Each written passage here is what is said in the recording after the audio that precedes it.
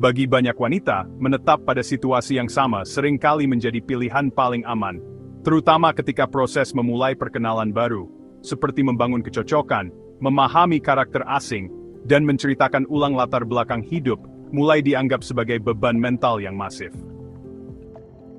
Ironisnya, keberadaan pasangan tidak lebih dari sekadar rutinitas yang familiar.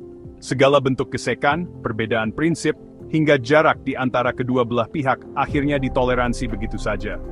Semua itu dianggap sebagai biaya kenyamanan yang lebih murah untuk dibayar, ketimbang harus menguras energi demi membuka lembaran baru dengan orang asing.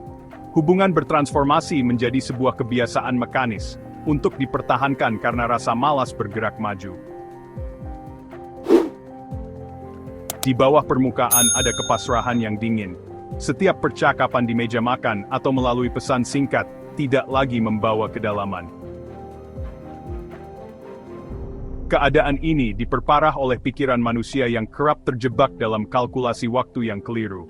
Semakin lama sebuah ikatan terjalin, seorang wanita cenderung merasa enggan untuk melepaskannya, terlepas dari seberapa rapuh fondasi yang tersisa. Muncul ketakutan bawah sadar bahwa mengakhiri hubungan berarti tidak menghargai seluruh investasi perasaan, tahun-tahun yang dilewati, dan pengorbanan yang sudah terlanjur diberikan. Fenomena inilah yang mengaburkan fakta bahwa waktu yang telah lewat tidak akan pernah bisa kembali. Akibatnya, rasa tidak bahagia yang muncul setiap hari diredam dengan harapan semu bahwa keadaan akan membaik dengan sendirinya. Atau minimal, kepedihan yang sudah biasa dihadapi dianggap jauh lebih bisa dikendalikan dibanding ketidakpastian di luar sana. Banyak wanita akhirnya memilih bertahan dalam situasi buruk yang sudah mereka kenal baik, daripada mengambil resiko untuk kemungkinan hidup yang lebih berkualitas. Sebab, melepaskan berarti meruntuhkan seluruh struktur hidup yang telah terbangun selama bertahun-tahun. Lingkaran pertemanan yang saling terhubung, kebiasaan di akhir pekan, hingga rencana jangka panjang yang telah disusun bersama harus diubah total. Kehilangan struktur ini menciptakan ruang kosong yang menakutkan. Sebuah kondisi tanpa kepastian di mana arah hidup harus ditentukan kembali secara mandiri, tanpa adanya sandaran yang biasanya tersedia.